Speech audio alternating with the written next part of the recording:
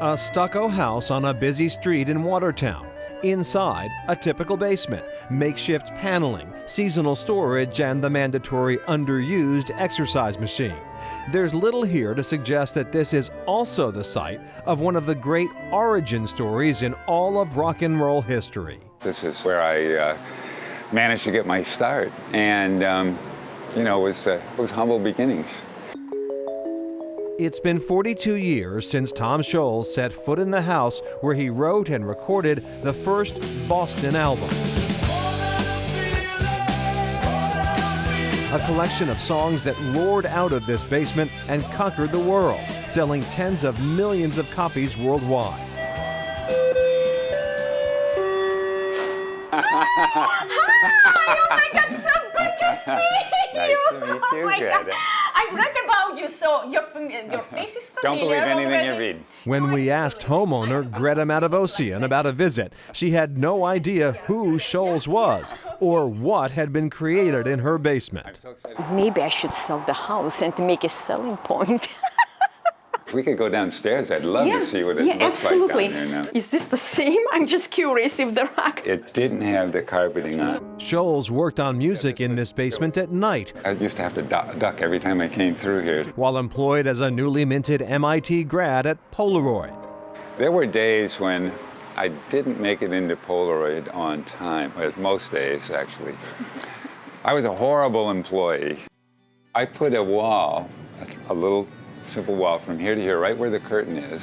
Scholz bought used equipment and modified it to suit his needs, designing his own devices to match the sounds in his head. I actually had to invent a lot of stuff that didn't exist. That's when I put it there. You put it there? Yeah, I can tell. Really? I can tell Oh because my it's got masking tape around the edges. With the exception of vocals and drums, Scholz recorded the entire album himself. His challenge, to make his overdubs sound like a real band.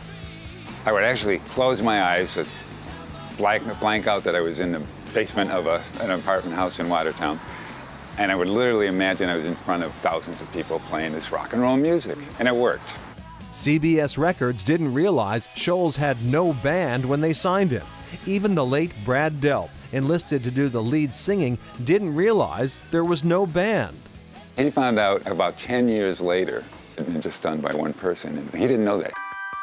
What's more, Scholz insisted to CBS that the record be made his way, right here in the basement.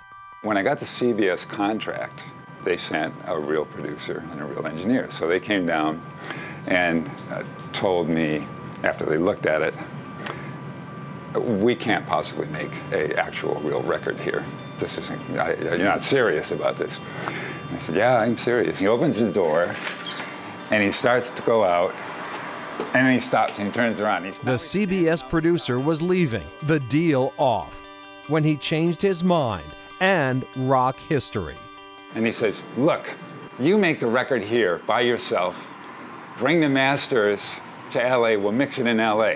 And I'm standing here, and I was going to say, that's great, but I hesitated just 1 second. He says, and we'll split the producer's royalty, 50-50. I said, thank God I waited a couple extra seconds. Right here, I didn't recognize anything. But Meanwhile, Greta Matavosian has been doing some remedial rock and roll homework. Definitely so familiar. I've heard it, but I didn't know who was singing it. Now I know. Now I know in details. Oh my God.